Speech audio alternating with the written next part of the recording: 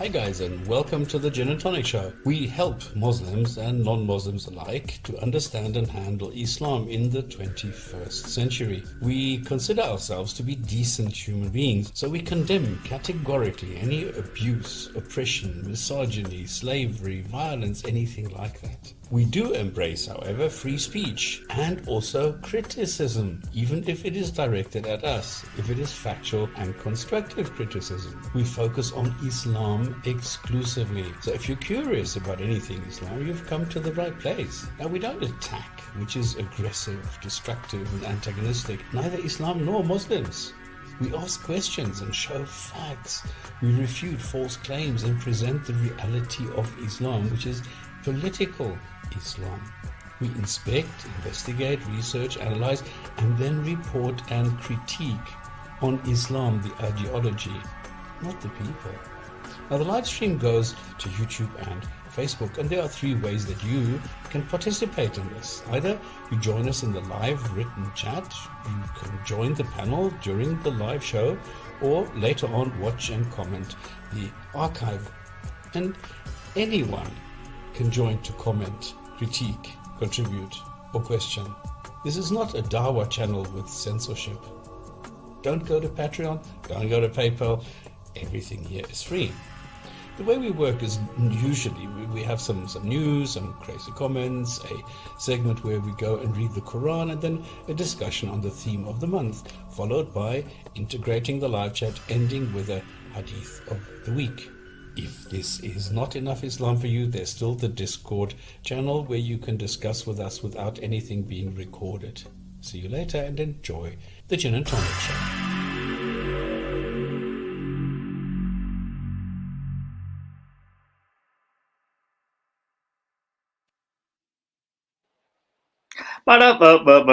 Hello, everybody, and welcome to the Gin and Tonic Show. You are joined here by myself, Mustafa, and in the nick of time over here. How are you doing, my friend? I'm doing well. Thanks for having me on today again. Hopefully, it's an amazing show. I know we got a lot of content to cover. Honestly, we have a lot of content to cover, and hi, name Grace. But yeah, welcome to the chat, and I think we have quite an interesting topic today. We have some interesting news. We have some verses of the Quran, some memes this time. We're going to also introduce some, besides some crazy comments, some crazy memes as well as the topic of the day. We're going to cover apostasy, free speech, blasphemy within Islam. And I will also briefly discuss my journey, very briefly, about my journey towards apostasy. Yes, Nick, I think you had something to say? Well, yeah, I just want to say, I'd rather have you discuss it longly because that's the end, that's the goal of this podcast. I know you already discussed it on my channel. Hopefully, we can get Yeah, that on onto the Discord and to the description of this channel. But again, just to reiterate on Gin and Tonic, we're going to be discussing that. perfect. Yeah, so I think before we begin, I'm gonna go with the news first. So let me just find the news items. So the very first article I wanted to cover is in this is from Express Tribune. I just want to share the screen one sec. I wanted to open the page. Hang on. Let me just open the page and share the screen. Sorry, guys. I'll share screen. Chrome tab. Here we go. All right. Can you guys see this?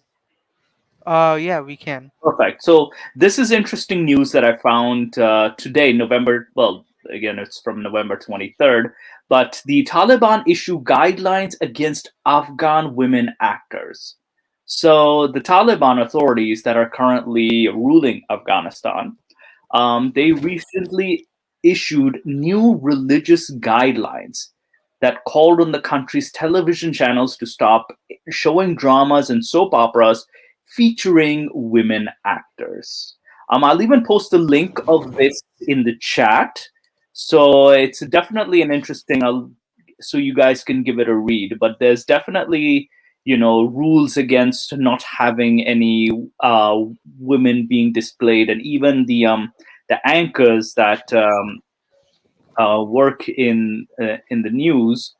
I think they're also are supposed to observe the hijab. So I'll definitely share it in the chat as well. So here's the link Yeah, and for this this. is yeah, like this is something that like affects me as well because like I do work in the film industry Yes. and it does get a bit sad when actual talent gets put aside for prejudice.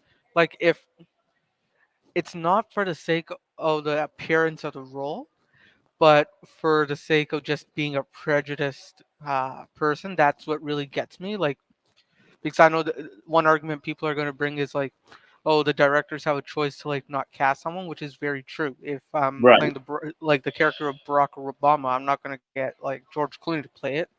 Again, if I'm getting like I'm making a movie about Hitler, I'm not going to get let Denzel Washington play Hitler, right? But it really does depend. But that's the choice of the cast. It's not the director choosing it for the sake of it not being there not being of the physical appearance for that character, but more so like just be prejudiced. And what's funny, Nick, you actually bring up that you work in the film industry. The fact that there's a lot of Bollywood content as well as content from Turkey and Pakistan that used to air in Afghan television channels, and now that's a lot of them will have women characters without the hijab. So I guess there's going to be a lot of censorship in the shows that they can watch. So Yeah, that's going to be that's going to be what's going to happen uh, based on Taliban authorities. They weren't exactly clear, but they said, oh, we want to keep it within Islamic values and you yeah. know. Actually, like if you there's actually a case I know. I don't know if you've seen the movie Extraction, but Mhm. the female lead, Golshifteh Farhani, I probably butchered her name, but she's originally an Iranian French actress. She Yes. also played a role in The Upside with Kevin Hart.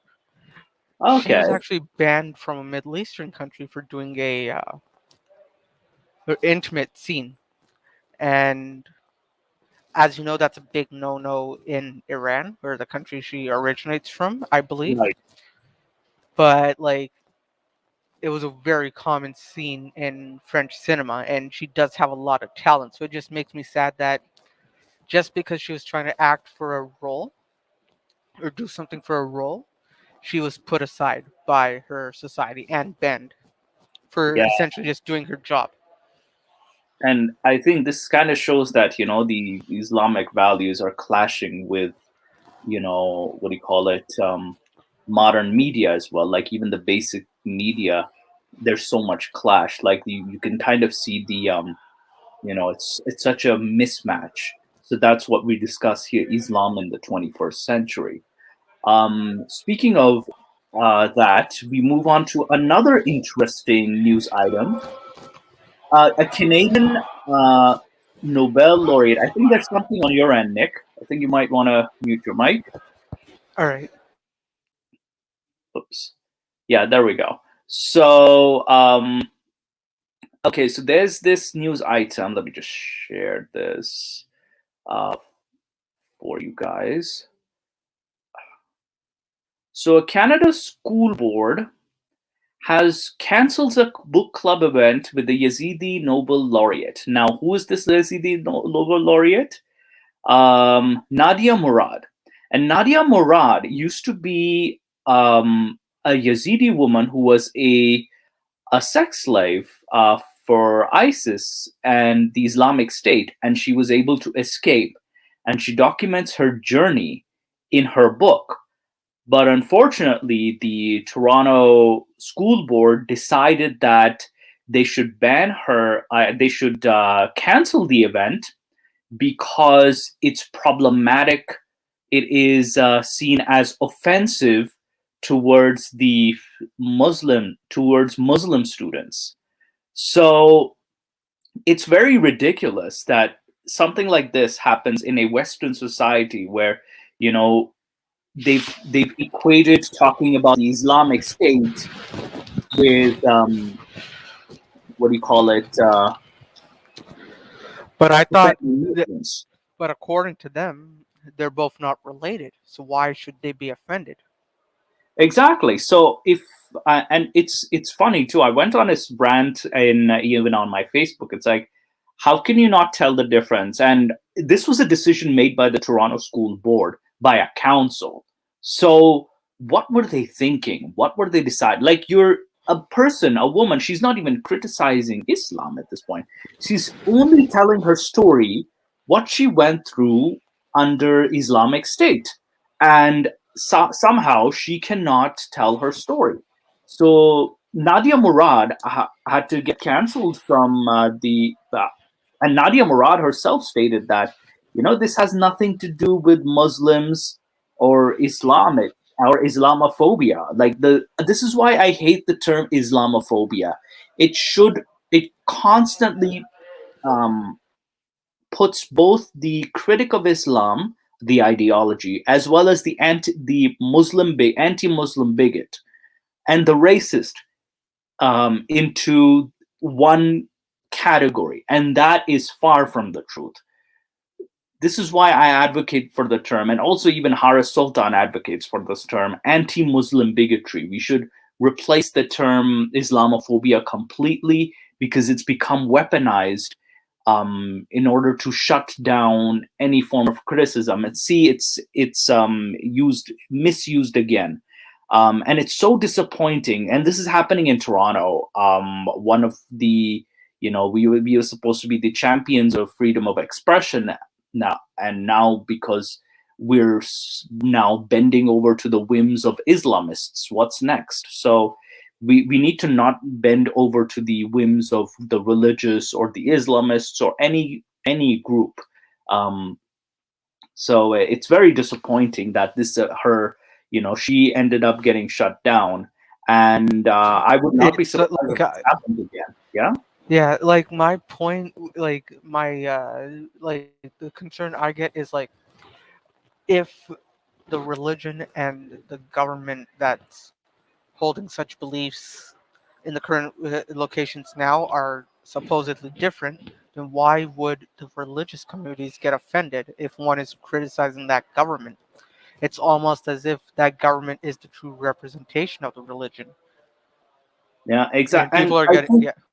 I think they feared the backlash too, like, oh, this is misrepresenting Islam, because there are some extremists here in But if she's Canada as well. criticizing a terrorist organization, why Yeah, can't she do that? yeah. Why Like, cannot? it's because obvious. Are you saying that this terrorist organization's views match your religious views? And that's why speaking about these religious views will is also criticizing of, or speaking about these terrorist organization is also criticizing your own religion. Hmm, How many times did we hear that they're not one and the same? We constantly hear that they're both different, yet somehow they absolutely. compare each other every single time. Absolutely. You bring up an excellent point.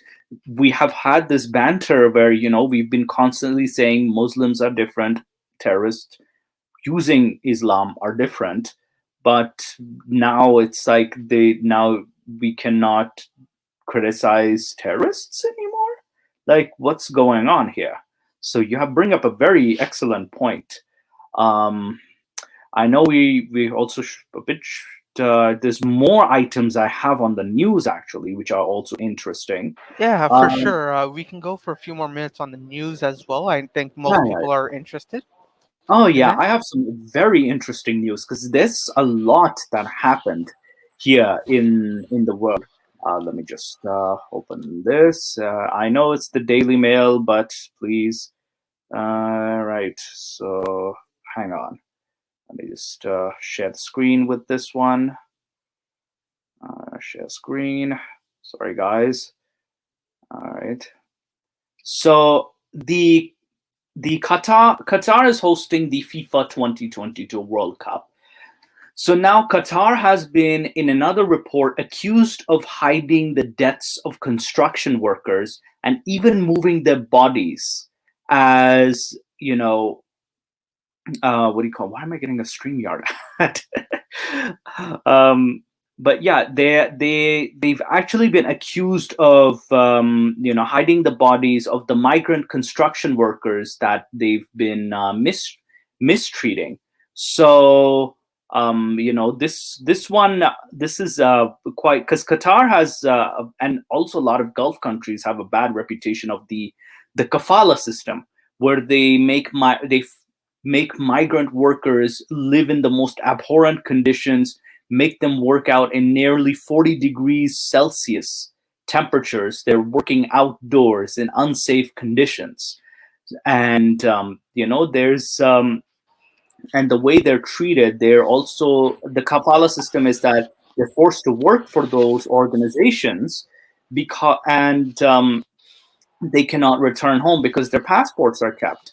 So, and this is a common practice in the Middle Eastern Gulf countries, of these workers coming from Kenya, coming from India, Pakistan, Sri Lanka, the Far East, Bangladesh, and I think Yeah, there's and the way they take them in as well, like, so on this particular story, I have like Mhm. I can connect to it in two ways.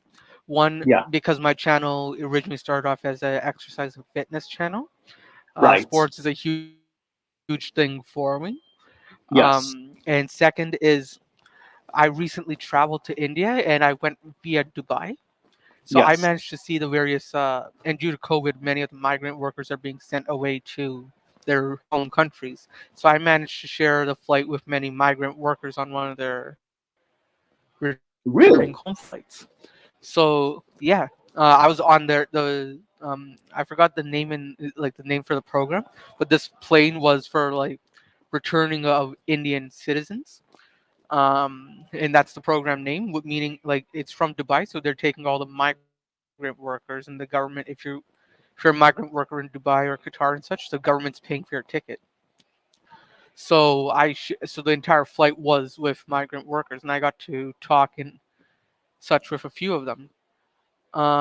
So if you don't mind, I'll go on a little rant here on both sides, no if you, problem, no Mustafa. problem, no problem. So, Take your time. I'd love to hear the story.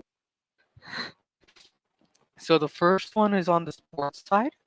Uh, for the soccer, like everyone was shocked when it happened because, like, first of all, you can't actually play soccer in that heat unless you like have huge engineering feats within the stadium itself, like air conditioning, artificial turf, and all.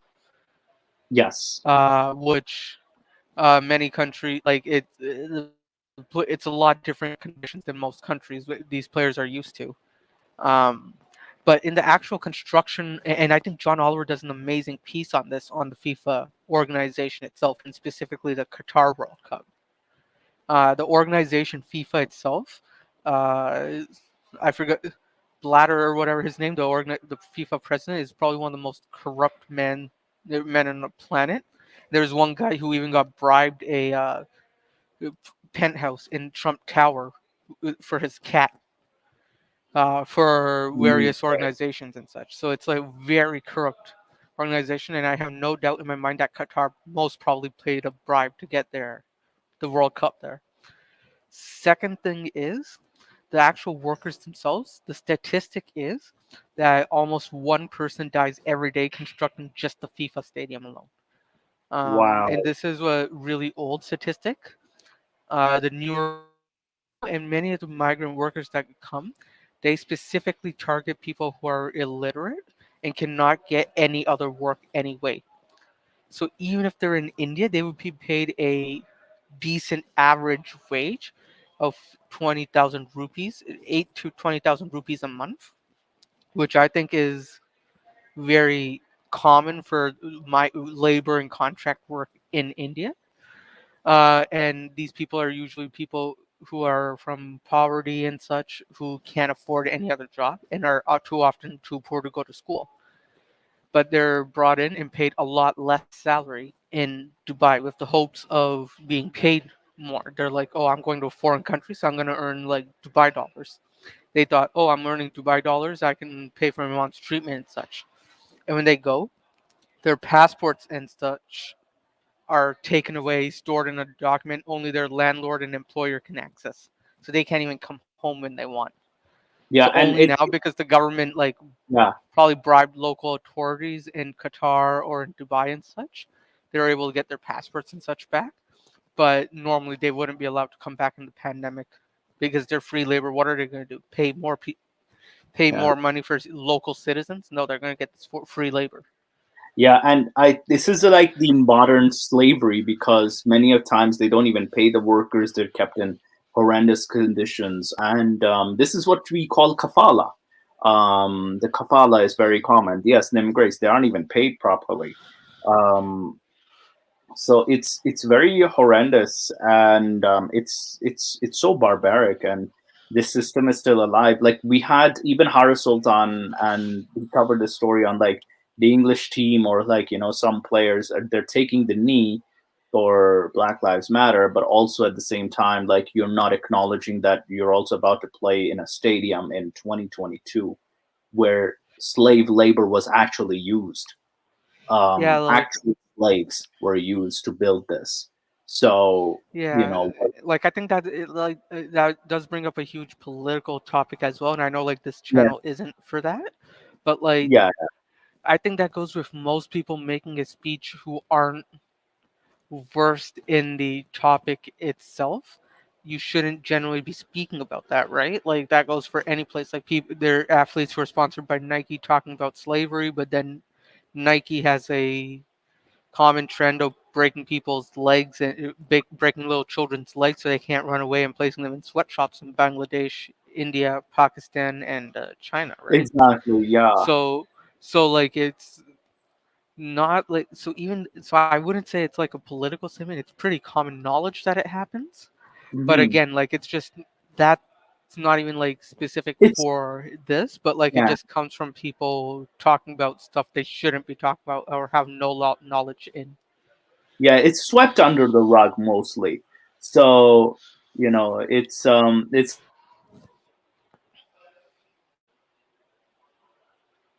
Hello, Mustafa? and in this one Yeah. specific, yeah. Hello. Oh yeah, sorry, it cut out for me for a second. Oh, no problem, no problem. Yeah, no, it definitely with Qatar especially, it's been I think years now. It's been the most controversial topic. There's some controversy, and then the news disappears. And I know by the time the World Cup's going to happen, people are going to forget about this. They're going to forget about the workers. So it's we have to like highlight the fact that this World Cup is built on the backs of exploited migrant workers, um Yeah, and like how horribly they were mistreated. I highly recommend to anyone to watch John Oliver's bit because there's this guy named Jack Warner. One sec. Oh yeah, Nick, I think Nick needed to go somewhere, but yes, I'll move on to the next news item in the meantime. So this news story is in Sorry, I'm back. That's okay. That's okay. I'm Yeah, sharing the next news item. yeah. I was just gonna say This one, before, like this guy, what John Oliver actually went against like Jack Warner or whatever his name is, who's like the Trinidadian VP for FIFA and such. And they had like a match, and like I think this guy got arrested for bribery charges as well. So like I watched that show just for more information. yeah. And honestly, definitely check that out. But this next news item is talking about the blasphemy law, and this is also going to be the topic of the day as well, like blasphemy, free speech. The Pakistani police have arrested four over blasphemy mosque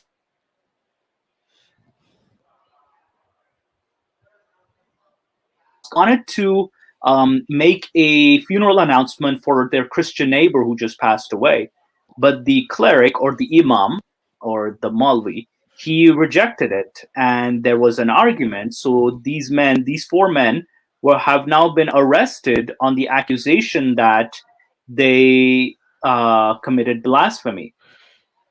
And this happened in the Khodi Khushal Singh near the east. Okay, so it's in Lahore. And this happened on November 18th, and this is a story from November 25th. So they they've also been presented in court. So they argued with the cleric, and he refused to make the announcement for a Christian man from his mosque. And it's this is where it's like, as soon as they arrived, there's the accusation that they disrespected the mosque and insulted Islam. But then, I've it's so bizarre that they were just arrested because they had come in good faith. And like it's in Nadim Anthony says, it was a Muslim who in good faith wants to have an announcement such as this made in the community. It's not an attack on someone's faith, it's a good cause. And so, like, how is it a religious violation? But it goes to show how, like, how um what do you call it, it's so bizarre how this the story spiraled. Like, Pakistan's blasphemy law is practically out of control, because now even well-meaning Muslims themselves are not safe from this. We had the case of Asya Bibi, the Christian woman who was tortured, who was also kept in prison for years, and she only had to escape the country. So Pakistan's this weird obsession with blasphemy has had many people arrested on various false accusations, very meaningless accusations, very mundane things that they were probably either negligent or ignorant of, and then they just receive a punishment like as though they're criminals. So it's so absolutely like horrendous. Yeah, no, like the funniest thing with this is that I actually last week, my younger brother, he's in high school, so to Yes. help him out, I read George Orwell's 1984, and this was literally like a few days ago, and now we're Wow. reading this, Now and we're I'm like, reading a picture like, yeah. The thing is with Pakistan's blasphemy law has been there since the 1980s. We should definitely do the origins of that as a discussion point too. I forgot that this in itself is requires has many political elements, but also religious elements too. But definitely the religion was the motivation. Like there's with it's it was it, it's a means to shut down any voice of dissent in Pakistan. So any form of criticisms towards the religion, the prophet, or his companions, any form of insult is taken as blasphemy. So basically, and a lot of people, anybody could get arrested for blasphemy. Um, and even Salman Taseer, the former governor of Punjab, he got assassinated because of the fact that he tried to stand up for what do you call it, Asya Bibi, the Christian woman who was arrested. So his own guard killed him, and his guard was praised as a hero because he was defending the honor of Islam. So it's crazy how, like, Pakistan itself is like just so obsessed with like blasphemy. Even Imran Khan, the prime minister, he's not going to do anything about it. He's actually like, he wants to uphold the blasphemy law, even though there are countless. They don't want to address the issue head on. Like, there are countless, both Muslims and non-Muslims, who've gotten into trouble with the law unnecessarily because of this. And here we have four well-meaning individuals trying to get an announcement for their friend's funeral, and just because the imam couldn't, imam did not want to, and they just now has thrown in the accusation of blasphemy, and boom, they're in jail now. So this is the unfortunate situation in Pakistan. I think there's, how many news items do I have? Okay, there's I there's think we can cover those next week as well because we're at like the half-hour point and we have a lot of crazy comments as well, right? So okay, yeah. verses and crazy comments. All right. So yeah, So, I think you guys know what time it is. It's the Quran corner. hey, the Quran corner. Yes. So we. It's puzzling. I don't think I've ever seen anything quite like this before. Yeah. All right, guys. I'm gonna share the screen with the Quran. Let's see, Quran verses. All right, there we go. You can see this. Nick, can you see this? Oh. It's visible. Okay, perfect. So I hope this is visible. But yeah, we're on chapter 11, verse 70, Surah Hud. What I've done is, even though I've put the full translation, there's something different I've done.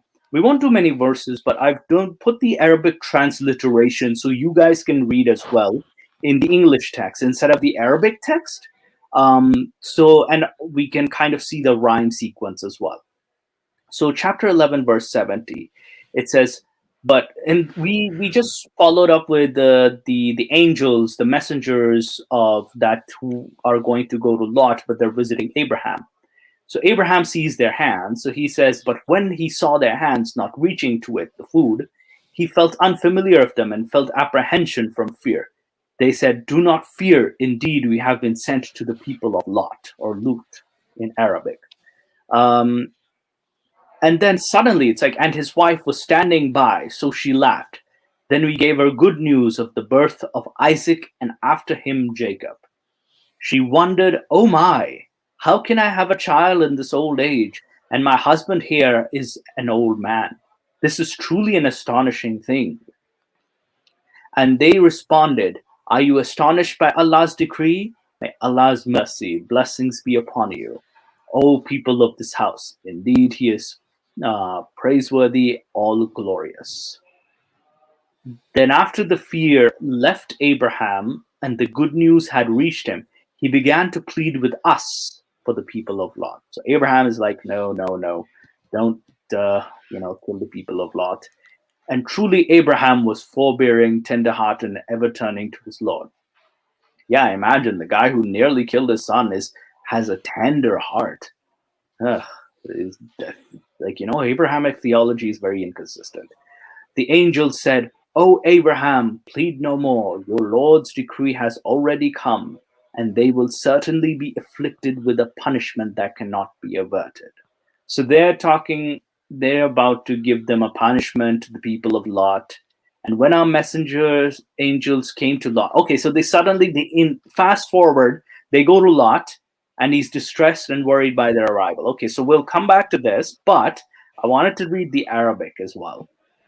So Arabic is فَلَمَّا رَأَيْتُهُمْ لَا تَصِيلَ إِلَيْهِمْ نَقْرِهُمْ وَجَاسَ مِنْهُمْ خَيْفَةً قَالُوا لَا تَخَافْ إِنَّا أُرْسِلْنَا إِلَّا قَوْمَ لُوطٍ.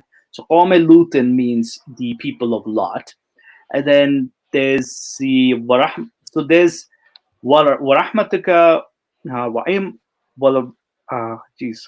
وَإِمْرَأَتُهُ قَائِمَةٌ فَدَيْهَا فَبَشَّرْنَا بِإِسْحَاقَ وَمِنْ وَرَاءِ إِسْحَاقَ يَعْقُوبَ, Isaac and Jacob. Ya'qub. So Ya'qub, and then Yaqub, it's talking about the Jacob.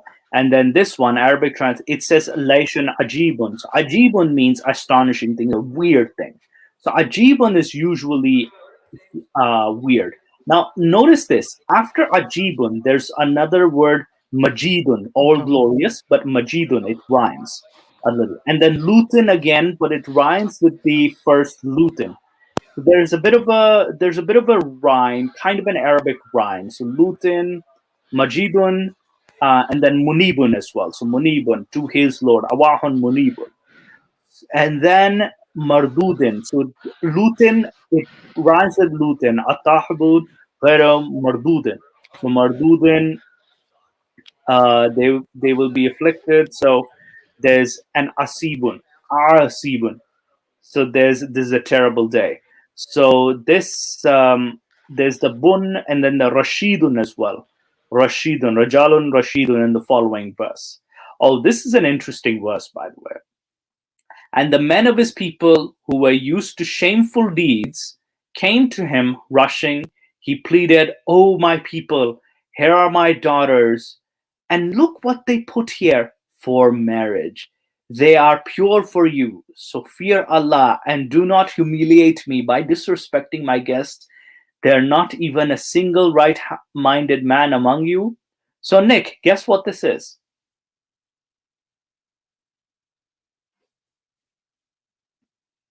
Nick, can you hear me? I was on mute. Yeah, is this like arranged marriage and such? No. So the story in Genesis 19, this is the story of Lot. The angels have come visited, but there are people outside who want to have fun with the angels. And these are homosexual men, very horny homosexual men waiting outside of Lot's door saying, "Oh, we want to, have fun with these one." So he offers their daughters. Oh, the text is blurry. Okay, one sec. It might just be internet as well. Okay, so all right, so yeah, so what happens is that he offers his two daughters to a gang of male gay rapists.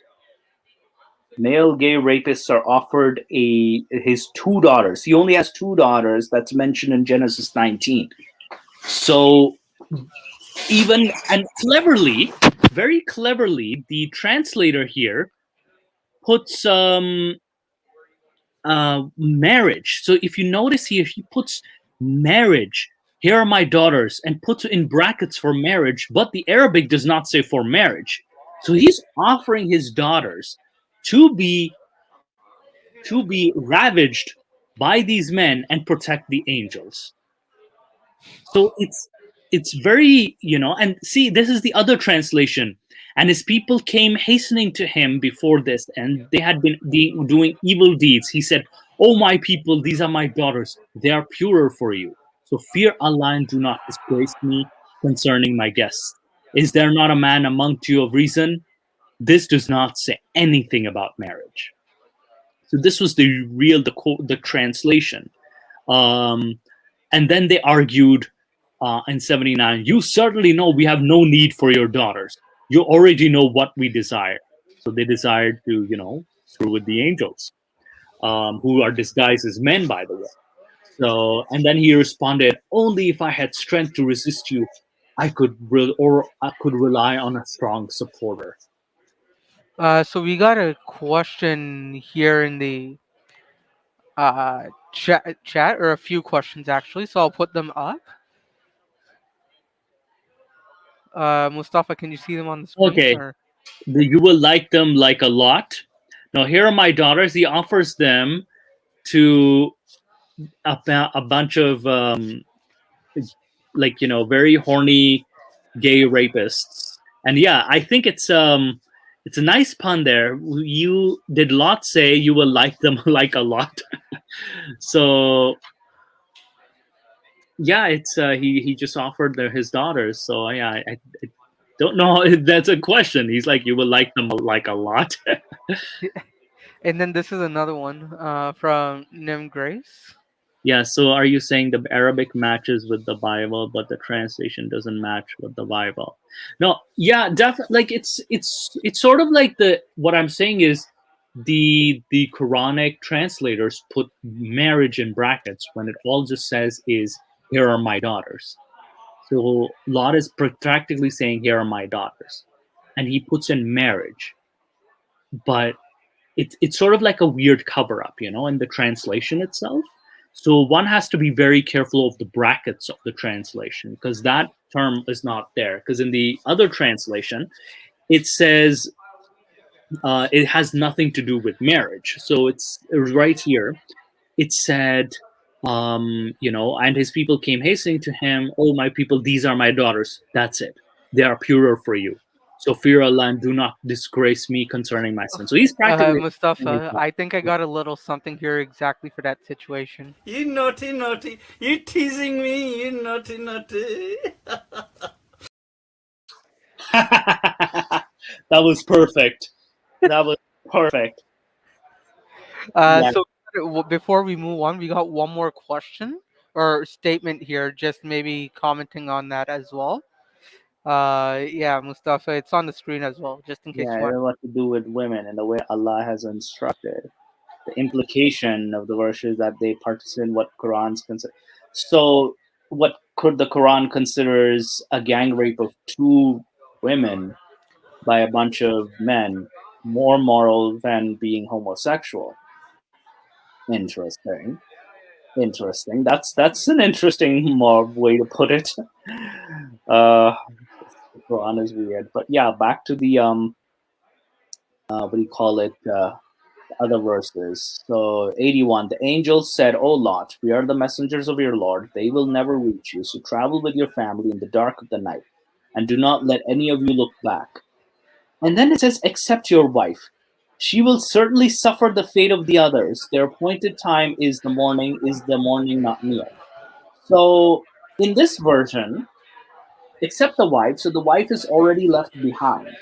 She doesn't turn into a pillar of salt for some weird reason, unlike the Bible story. So when our command came, we turned the cities upside down and rained on them clustered stones of baked clay. So I think this is where I'll end it. 82. So we've done 82. So that's 12 verses. That's pretty good. So let's look All at the right, end. so I think now is the time for the Wait. crazy.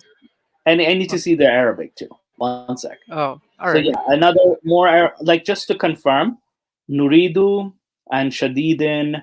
I just wanted to see like the okay, Biqaribin, Mandudin. Yeah, I think it's the same thing. Okay, it's the same like rhyme sequence, right, with the Yeah. Arabic. So I think that point has been made. So all right, So I think now it's time for crazy comments. all right.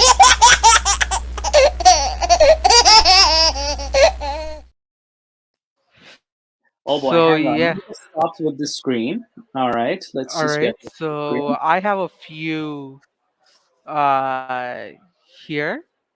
So I'm gonna upload a few pictures. Actually, yeah. Let me just share screen here, and then we can Yes. see those. Uh, yeah. So this is one. How religion works. Virgins in paradise. Oh dear. Wait. Hang on. Brothers. Wait. Where's the brothers? Brothers, don't watch porn because girls screaming, "Oh my God!" spreads Christianity. All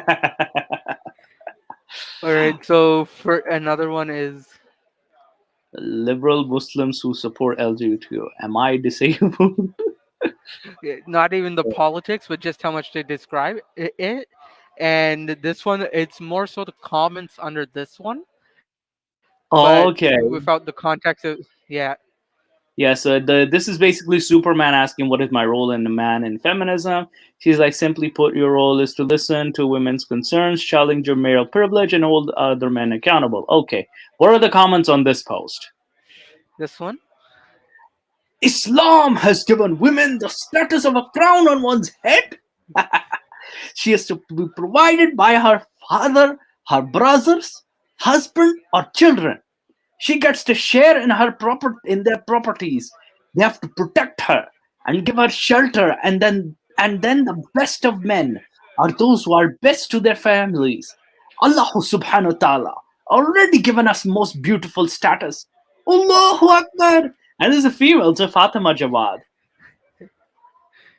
This is funny, man. This is funny. Feminism is kufr akbar. You leave the fold of Islam completely as soon as you believe that someone's justice is better than Allah's justice. And no, your stupid excuse claiming that times have changed is not going to keep you in the fold of Islam. Believing that the Sharia is inapplicable or redundant or isn't to be followed is also kufr akbar, straight to apostasy. All right, let's go to the next one. This is funny. All right. Muslim feminists are the biggest parasites this world will ever see. They want the privileges that Allah gave the men without bearing the responsibilities that He gave them. And they want the men to bear the responsibilities that Allah gave the women without them enjoying any of the privileges that Allah gave the women. Not to mention that believing that there is deficiency in Allah's justice is apostasy. Wow, apostasy, okay. Brothers, do not get married to these jungle goblins. Jungle goblins. So are we jungle goblins as well, Mustafa? I think as feminist men, I think you and I are jungle goblins. By that definition. We're both Alright. jungle goblins. But I thought we were apostates. We're apostates. So apostates, jungle goblins. I like jungle goblins better, you know? I really like how creative it got. All right, so Matum the monkey. Oh dear, this is a weird name already. It would make an interesting comparison showing these ex-Muslim conversion stories alongside those of revert Muslims from Christian backgrounds. The main difference being the ex-Muslim justified with emotions, vague notions, concepts, and unverifiable personal events. The Muslim reverts typically point to scripture and explain the reasoning, identifying the specific issues they had with their prior religion and the reasons they couldn't deny Islam. So we're gonna take this as a challenge today, and that's the Okay. topic of our stream. Yeah, here. that's gonna. Okay, so I'm gonna answer with my emotions, Nick. Today's the topic we're gonna address with emotions only. So to the person who made this comment and to the channel who liked this comment, I am in contact with their Instagram. We're gonna send you the link to this video. If you watch it and have any issues with the claim that comment that you made, you are more than welcome to come onto our show and discuss where exactly we are using emotions in our values and descriptions here. You are more than welcome to come and discuss your regards or concerns you have with these statements that we're making that are clearly going to be from our emotions and such as you claim. We'll definitely point to facts as emotions, and we won't turn to like any invisible creatures. All right, so I think we'll start my presentation. Yeah, and Mustafa, because you're the only apostate here that left, I'll let you present and only interject just to ask a few questions here. All right, let me just share the screen with my journey to disbelief. I think I think I should start the slideshow. Hang on. What do I do? Slideshow. Okay. There we go. Slideshow. All right, guys. This is a presentation I prepared for you guys. Again, it might be a little choppy. Again, it's because I tried my best to summarize everything because this is a lot. This is a lot of stuff. So it's going to be talking about Islam, free speech, apostasy, blasphemy, and my journey to disbelief, and by Mustafa Ali Rashid, aka that's me. All right, and the sources, like I always state in my what do you call it, presentations. Wow, crap, I forgot a word called presentations. Jeez. The Quranic text itself I'll be using some hadiths or sayings. I'll be using seerahs, tafsirs by classical source, opinions of Islamic scholars, different rules in the different Islamic sects. They're also from either the encyclopedia or they're from the different websites, different books on Islam, as well as like Islamic laws in Muslim countries, like Muslim majority countries to be specific. So this is what I'll use to evaluate these Why topics. isn't emotions and bad logic? Why aren't they written on there? Oh man, I forgot to put emotions, man. I really forgot to put emotions. Next time, you know what? I'll be putting emotions at the end. So yeah, definitely. You reminded me. Okay, okay, they got me there. I did not use my emotions this time, so that's first. All right. So this is, I think Nick and I also had a discussion on this specific topic on Nick's podcast as well, at how, like, the easily in Islam it accepts conversion or reversion. They like to call it reverts because there's this concept of people were born Muslim, but then they become Christian or Hindu if they grow up in a Hindu, Christian, or Jewish household, which makes no sense. Um, anyway, so yeah, so there's in order to convert to Islam, all you have to do, the last point I say is you have to say the Shahada with conviction. There is no God but Allah, and Muhammad is the messenger of Allah. So La ilaha illallah Muhammad Rasulullah. That's all you have to say with conviction, and you're part of Islam. It's that simple. However, you cannot leave. Why? Let's see. O you who have believed, whoever among you should leave his faith, soon Allah will produce a people he will love and who will love him, humble towards the believers, powerful against disbelievers, fighting in the way of Allah, and do not fear the blame of the critic. That is the favor of Allah. He bestows upon him whom he wills. Allah is all encompassing and all knowing. So this is from Quran chapter 5 verse 54. So it's basically, if you leave, Allah will produce more people who he will love more. So it's like, oh, you can leave, I'll find someone else. Yeah, sounds like a very salty girlfriend, or boyfriend, or If you kill one, I'll create another one, yeah, exactly. So it kind of and I'll tell sounds. you the new one how an idiot what the old one was. It kind of sounds like a Russell Peters joke.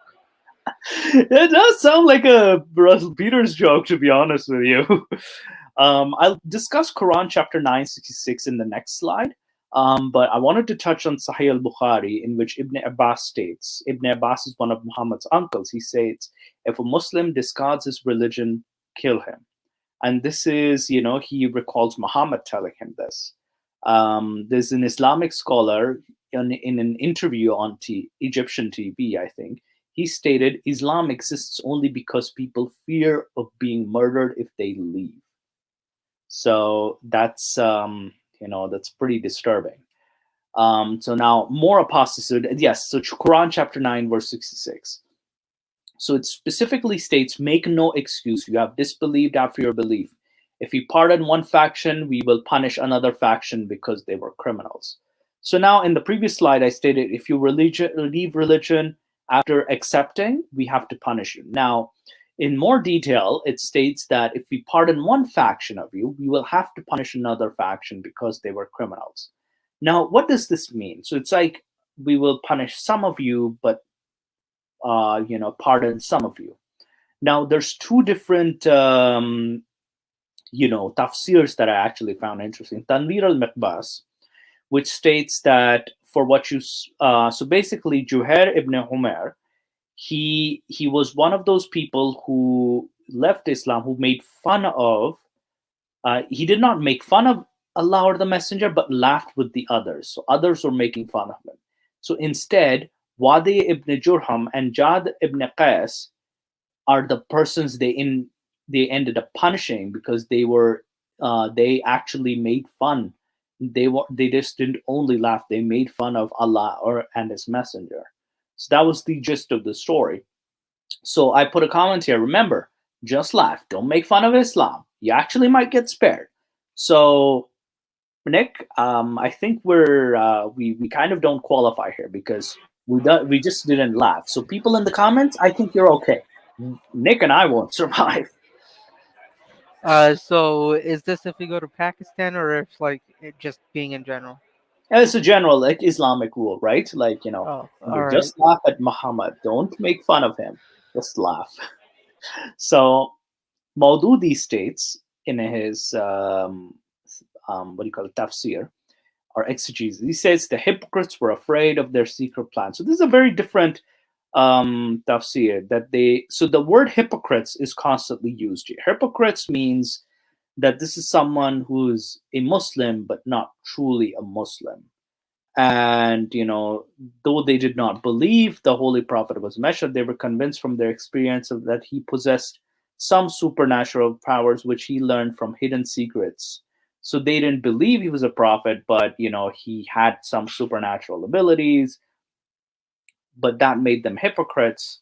So it's kind of like the term hypocrite is constantly thrown around in the Quran, but it refers to someone who's a believer but not really a believer. So that's the context of the hypocrite. Quran chapter 2 verse 217 states the following. So this part of the verse I wanted to they ask you about fighting in the sacred month is a grave matter, but barring people and expelling people from the sacred. So and persecution is worse than killing. So yeah, Mustafa, I put something up on the screen if you see. Oh boy. What did you put up? Not a true Muslim, so a Scottish Muslim. Definitely a Scottish Muslim. So the last part of the verse says, whoever of you turns his back from his faith and dies as a denier of the truth will have his deeds come to nothing in this world and the hereafter, and he will be an inhabitant of the fire, to abide in there forever. So it practically condemns the person who who leaves faith or leaves Islam, for example. He's doomed to hell. So he's going to be tortured in the hereafter. Very nice, very peaceful. So chapter 489 as well, it looks at the story of Meccan converts who did not migrate. So they wish you would disbelieve as they disbelieved, so you would be alike. So do not take from them allies until they immigrate for the cause of Allah. But if they turn away, then seize them and kill them wherever you find them, and take not from among them any ally or helper. So this is an Al-Baydawi, is one of the scholars who interpreted this in his famous commentary. He states that whosoever turns his back from his belief, openly or secretly, take him and kill him. Wheresoever ye find him, like any other infidel, separate yourself from him altogether. Do not accept intercession in his regard. Basically, it's saying, you know, if you've turned your back from belief, openly or secretly, like if you're an open ex-Muslim, secret ex-Muslim, you should get killed. So apostates are practically doomed, according to Al-Baydawi's commentary on this verse. Now, Ibn Qasir, he quotes Suddi and says that unbelievers had manifested their unbelief and they should be killed. Very nice. So lots of killing. Now, apostasy punishment, this is in Sunni Islam. So there's the sects of Sunni, Shia, and Ibadi Islam, but we're mostly going to focus on Sunni and Shia Islam, the biggest sects.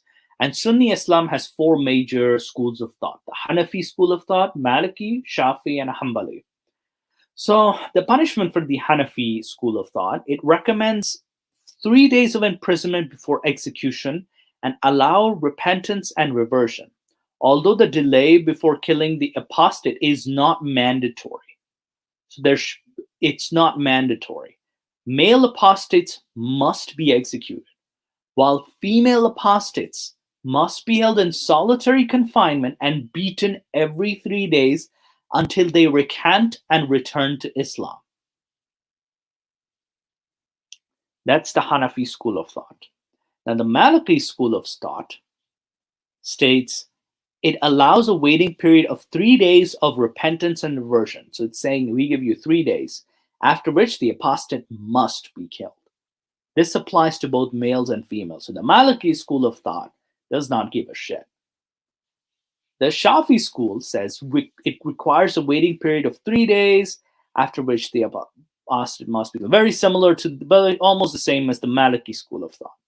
This applies to both males and females, though they must be killed after 3 days for repentance and reversion.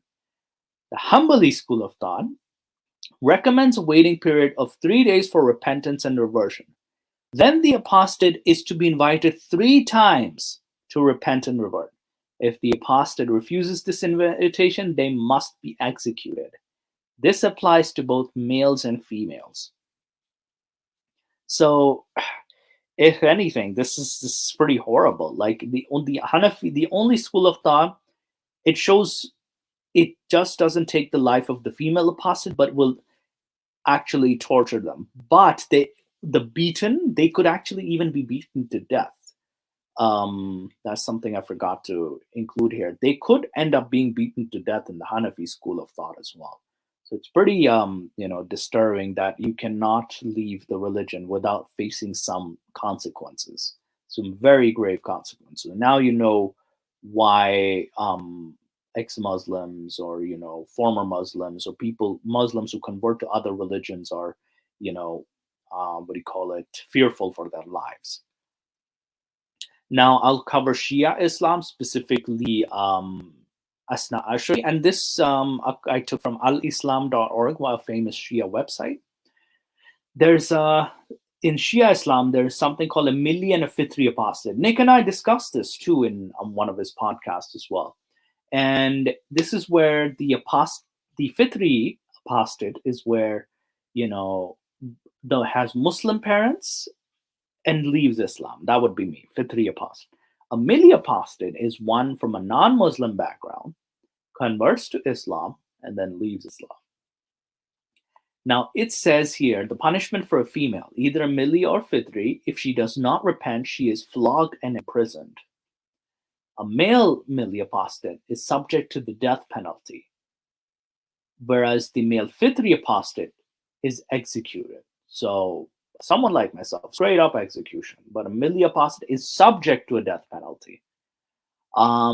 Their spouses become non-halal for them, and they are forced to be divorced. Now, this is Sistani also stated this. If this is the case, if you cannot execute them, your family, you should cut ties with them. Their spouses should separate from them. This is the rule in Shia Islam about apostasy. So this is it's pretty disturbing. Now, the punishment for free speech and expression. So I'm going to talk about free speech. So Quran 5:33 says, cut off the limbs of the person who wages war against Allah and spreads mischief. Quran chapter 6 verse 93 states, who can be more wicked than the man who invents a lie against Allah? So now these two verses are claiming of, who wages war and spreads mischief. Spreading mischief means spreading, false rumors, or this actually can be, interpreted as, what do you call it? This is basically, you can't even make fun of Allah or invent a lie against Allah. So Muhammad, according to Sirah of Ibn Ishaq and Ibn Hisham, ordered the killing of Asma bint Marwan for opposing Muhammad via poetry. And she composed some poems criticizing Muhammad's message and criticizing Muhammad. And he ordered her execution. Then according to Sirah of Ibn Hisham and Ibn Sa'd, Muhammad ordered the killing of Abu Afaq, the Jewish poet who opposed him. And then according to Sunnah Abu Dawood, 38:4349, a Jewess used to disparage Muhammad. A man strangled her to death. Muhammad declared no penalty for the killer. So these are some examples of suppressing freedom of expression, any form of even the killer himself just gets away with it in these examples. And he's any form of criticism, it's just shut down and just, cut off the limbs, cut off, kill the person, straight up kill the person. So just to silence, any voice of dissent or any criticism. Now, the countries that have blasphemy laws that actually restrict freedom of expression and freedom of speech. In Iran, Pakistan, Saudi Arabia, and Afghanistan, blasphemy is punishable by death. Many Pakistanis I've heard say that, oh, there has been no execution for blasphemy, but it's still punishable by death according to the law. So it still exists, the law. So this in itself is barbaric, and anybody could be on a death row.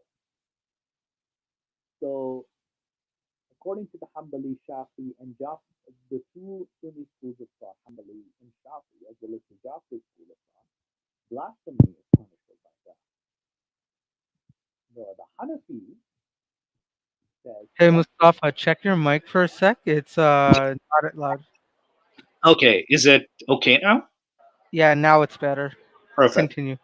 All right. So I think I was at the Hanafi. So the Hanafi school of thought states death if the blasphemer is Muslim, beating for a woman, and other punishments for non Muslim. Okay, so they're going to leave non Muslims alone. Now, the Maliki school of thought that states mandatory death for men, women can be coerced, tortured enough to repent. So there's different punishments, but all of them seem very, very barbaric and bizarre in all of these schools of thought. So now that I've covered apostasy, free speech, now I'll talk about my personal journey, and I'll be quick. I won't take too much of your time. I was gonna write a conclusion here, but then I was like, no, I might as well just speak from my heart. That is. So I will be all over the place. So I put a disclaimer here, Nick. I will be all over the place. So Yeah, kind of like how that comment said. which one? Oh, the one from our crazy comments today. Yeah. They will. Yeah. So basically, if anything, we will. It'll sound like one of those crazy comments. So okay. Now, my first earliest memories of doubts, they kind of occurred with story. I used to attend Islamiyat class, and Islamiyat class was mandatory in Pakistani school system for Muslim children. Even non-Muslim children end up going to these classes. So I used to think that these prophets, they're supposed to be men of God, but they seem very flawed human beings. And this was an Islamic class. And I was under the impression they would know, like, for example, Yunus or Jonas would know that he's about to be swallowed by a whale. So and this is me in fourth grade and fifth grade and sixth grade, just thinking these things because it made no sense. And, you know, there was the David story in like he had a dream where two people crawled through his window. It was just weird, bizarre. And then they actually want to settle a dispute with King David. There's some bizarre stories. So some of these stories were truly bizarre. And I used to wonder why those stories just don't happen anymore. Then there was this big deal around Muhammad's image and cartoons. Now, in the Shia community, sure, there are portraits of Muhammad, but all the general Muslim population, I saw the movie The Message. I'm like, where's Muhammad? And then apparently you can't show him. You can't show his image, and you cannot draw a picture of Muhammad. And so even the cartoons. And then there was a YouTube ban over I actually saw the movie itself, and there was a Pakistan banned YouTube just because of a very badly made film making fun of Muhammad. And it was just a very low quality film. And it was just I found it. I was like, there's nothing wrong with this. If anything, it's I think maybe I just had no problems with people criticizing a religion because I was just possibly secure with my faith. So I didn't want to kill them or anything like that. Then I came across like Quran chapter 4 verses 7 to 11. I'm skimming through the Quran. I'm like, okay, this is interesting. And then there's this talks about inheritance where the woman gets lesser share than a man. And then that was just one of those moments where I was like, wait a second, this cannot be right. This cannot be from a God. So I assumed this was Osman's influence, like, because we know the story of the Osman burning the other copies of the Quran, and he made his own version of the Quran as canon. And as a Shia Muslim, you're also aware that Ali, who was Muhammad's spiritual successor, his son-in-law, as well as his cousin, and his chosen heir, supposedly, his version of the Quran was rejected in favor of Abu Bakr and Umar's Quran during the Rashidun Caliphate. And this story I discovered was told in Sulaim bin Qais. So Ali's version of the Quran was rejected. So I used to believe that the Ali's version of the Quran is still out there and the one we have is not real. So I passed off, like I state here, I passed off the Quran as like flaws, the Quranic flaws as human mistakes by Usman. So I was like, okay, I can kind of live with that. So I had no problem admitting that. Now, if I brought this up though, however, people would say, no, the Quran is still word of God. It's perfect. And they would still quote the Quran, which made no sense to me. Because, there was the battle, they lost so many people, there was so many chapters of the Quran that were added afterwards. And that's practically in Sahih al-Bukhari. That's admitted. So I don't know what, what the issue was. So then I came across the character of Satan, or Satan himself.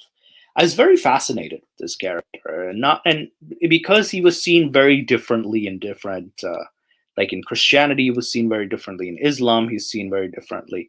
But then he had some weird obsession with, us being his toilet. Like, it was so bizarre. I had heard some bizarre stories, like, oh, Satan's going to be watching you while if you don't fall asleep. So we grew up with those stories.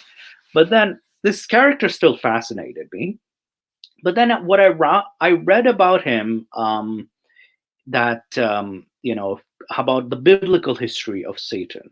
And that tied in with Islam too, because the Islamic story of Satan, which we will cover in future videos, definitely, because this in itself is a big topic. The Islamic Satan was adapted from a non-canon biblical story. So this is what I found out. Like, there's this channel called 43 Ali. I think he got banned from YouTube. And there might be still his video out there. And we will share, possibly in Discord or in the comments, I might share later on if I find it, that he kind of covers the history of Satan. So he does an amazing job. And he also references the book. And I checked out this book too, The Birth of Satan by Gray and Mobley. And finding that Ahriman, the Zoroastrian evil god, the evil Zoroastrian Ahriman, the opposite of Ahura Mazda, was what influenced the Satan that we know today, as well as more, fictional works. And how earlier writings depicted them as more of an angel, and then slowly he becomes a demon, and then a jinn, and all that fancy stuff. So it turns out that I was convinced that this thing was not real. Like, this Satan was just not real. So it helped me look into, like, at the same time, 3 different religions: Judaism, Christianity, and Islam, with a critical eye. And more so Islam and Christianity focused, because again, that's and then I started to think, there are plenty of critics of Christianity, and they find flaws in Christianity. Is there anything for Islam out there? I was curious. There was this weird curious, what do you call it? I was just very curious about this. And there were, that in Christian writings, that what do you call it? That there's dates. There's scholarly work on dates of Gospels, dates of the biblical books, when they were written and what dates. So that really helped. That really helped a lot. So if anything, it was fascinating that I wanted to find a similar analysis of Quran in regards to history of its writings, possibly like what do you call it? There were dates. So then I came across the masked Arab, the kryptonite. So his channel is amazing. I highly recommend whoever's watching this, definitely, what do you call it? It's basically he's one of the best analysis out there.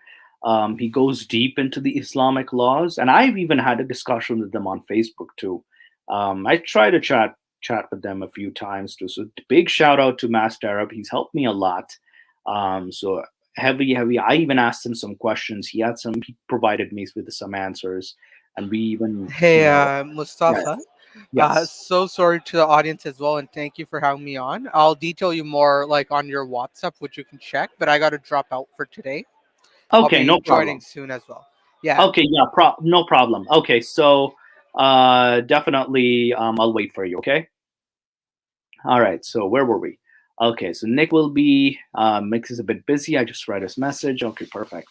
So as continuing, so he did his series on ISIS and Islam, and it was very brilliant, like how ISIS can justify using Islamic scripture, works of scholars, hadith, a lot of hadith that was used to justify their actions. And then I was also introduced to Alexander the Great in the Quran as Zulkarnain, and he did a video on that as well. And then I actually checked it myself and checked some tafsir as well. And lo and behold, Alexander was the Zulkarnain of the Quran, so the two-horned king.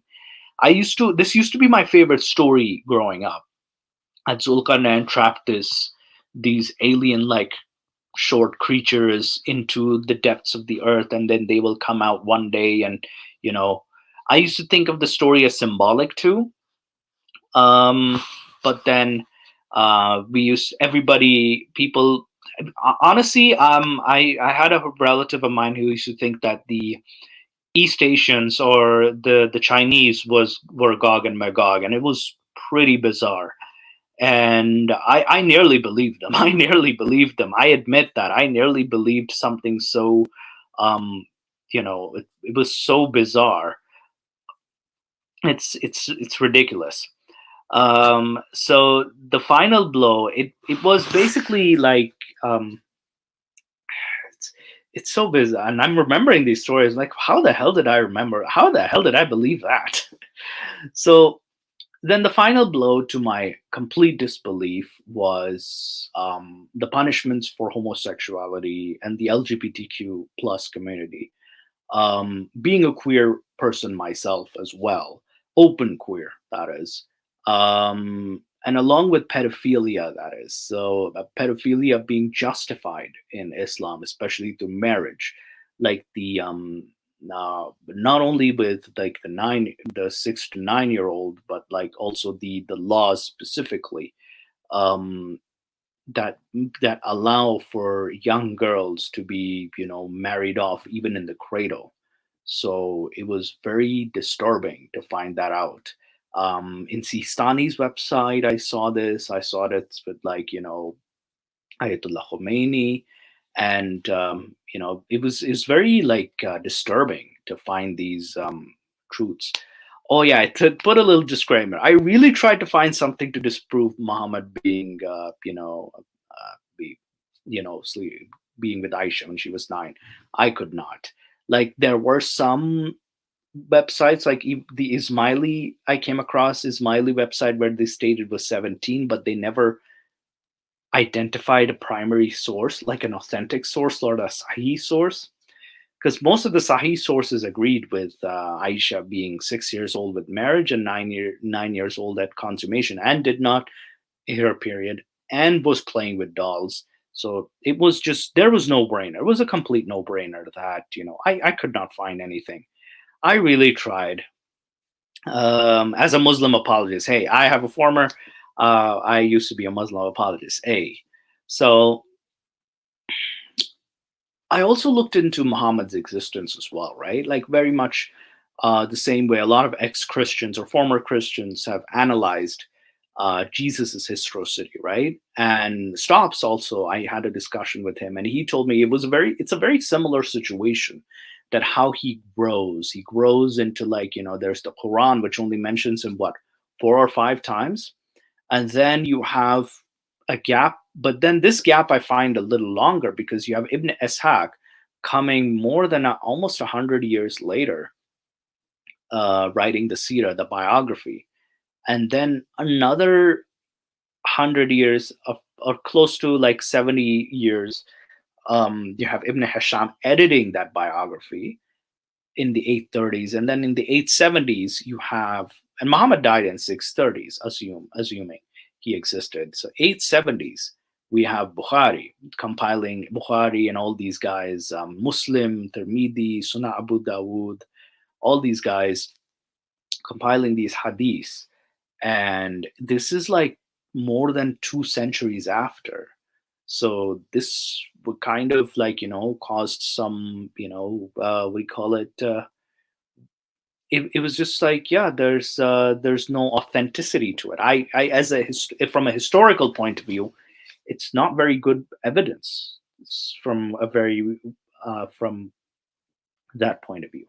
And then I looked at some, like, I also watched some, like, Yale University lectures. I saved some of those lectures too. I really enjoyed those Hebrew Bible course lectures, and even some lectures on Islam too. They're very fascinating. Like how older pagan legends, the Zargon of Akkad was influential in Moses and Joseph's story, where he's like in the basket and Moses is also in the basket. That this was complete plagiarism.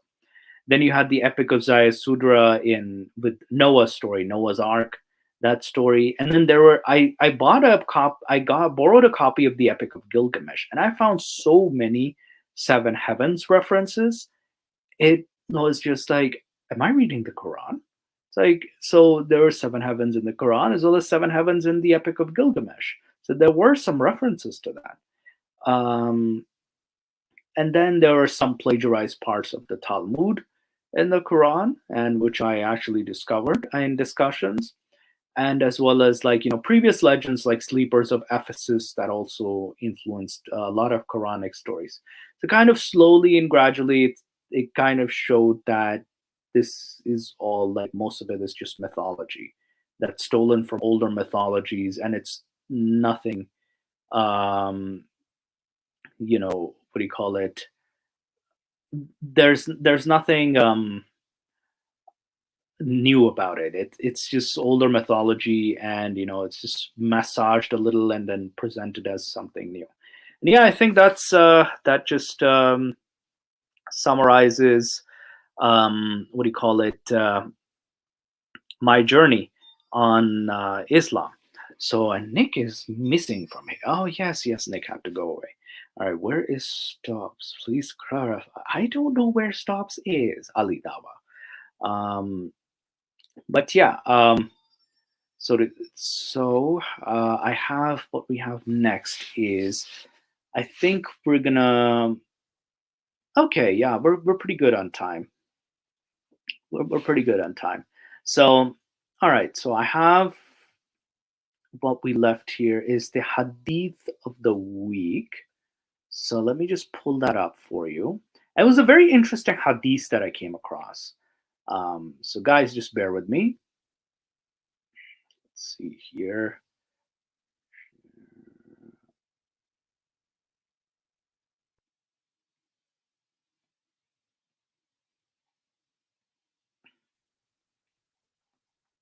I hope you guys can see this. I can just zoom it a little, zoom it in a little. All right, so this is from Sahih al-Bukhari 3826. And then there's an in-book reference, book 63, Hadith 51, or volume 5, book 58, Hadith number 169 from Sahih al-Bukhari. So I hope people can see this. I can just, all right, so it says, if you can't see this, you can just hear this. The Prophet sallallahu alaihi wasallam met Zayd bin Amr bin Nufail in the bottom of the valley of Balda before any divine inspiration came to the Prophet. A meal was presented to the Prophet, but he refused to eat it. Then it was presented to Zayd, who said, I do not eat anything which you slaughter in the name of your stone idols. I eat none but those things on which Allah's name has been mentioned at the time of slaughtering. Zayd bin Amr used to criticize the way Quraysh used to slaughter their animals and used to say, Allah has created the sheep and he has sent the water for it from the sky and he has grown the grass for it from the earth. Yet you slaughter in the name in it other than the name of Allah. He used to say so, for he rejected the practice and considered it as something abominable. So what's interesting, if you guys have noticed, is that this shows that this is before Muhammad's revelations, before any divine inspiration. Zayd bin Nufail, Zayd bin Amr bin Nufail actually died in 605 AD. He used to be the monotheist who lived in Mecca. He was one of the monotheists. So, and this was given to me as an explanation for Quran chapter 16, verse 103, I believe, where Muhammad is accused of, like, taking ideas. And apparently, this person has the same ideas as Muhammad. So he had, Muhammad had met this man in the bottom of Balda, the valley of Balda, before any divine inspiration came to him. So he meets this man before any divine inspiration came to him. So Muhammad was already familiar with this man, and this man was a monotheist. So there is definitely some influence from Zayd bin Amr bin Nufail. And Zayd bin Amr bin Nufail could have been what the person giving the stories, giving the inspiration to Muhammad before the so-called cave incident. So it goes to show that it's very interesting that I just came across this person recently. It was very bizarre that this person was also a monotheist. And again, Muhammad wasn't the first one to say it, but when he specifically insulted the Quraysh idols, and Muhammad did the same thing in Sirah, it goes to show that, so there does seem to be a link. There does seem to be some influence, a preceding influence, that is. So this is the hadith of the week. So it was a very, very interesting point of history. So, guys, I think that's all I have for everything for today. If Nick were here, this would have been a longer discussion. But thank you guys for joining us today. And I'm not going to be popping into Discord, but you guys can pop into Discord. I'll advise Nick to pop into Discord, and he can join you guys there. I'm just gonna be anyway, guys, I'm gonna be ending the show right here. Thank you for joining me so much. Thank you to Nick, who's not here. So I think we will say our goodbyes and say our Allah Hafiz, and yeah, that's everything. So that was, I hope you enjoyed this episode, and we'll discuss some more topics, some more interesting topics for the following week. The next week, same time, 4 p.m. Canadian Toronto time, or 9 p.m. UK time on Saturdays. Every Saturday we're doing this. And next week we're going to be discussing the claim of conflicts with Islam is Krishna, an Islamic prophet. So there's the claim. We're going to do some more Quranic verses, and some more news items. So I'll cover more news items in the next week. But anyway, for today, thank you guys so much. Thank you for joining me. And, hopefully I'll just message Nick and he can join you guys on Discord. Thank you and have a nice day, guys.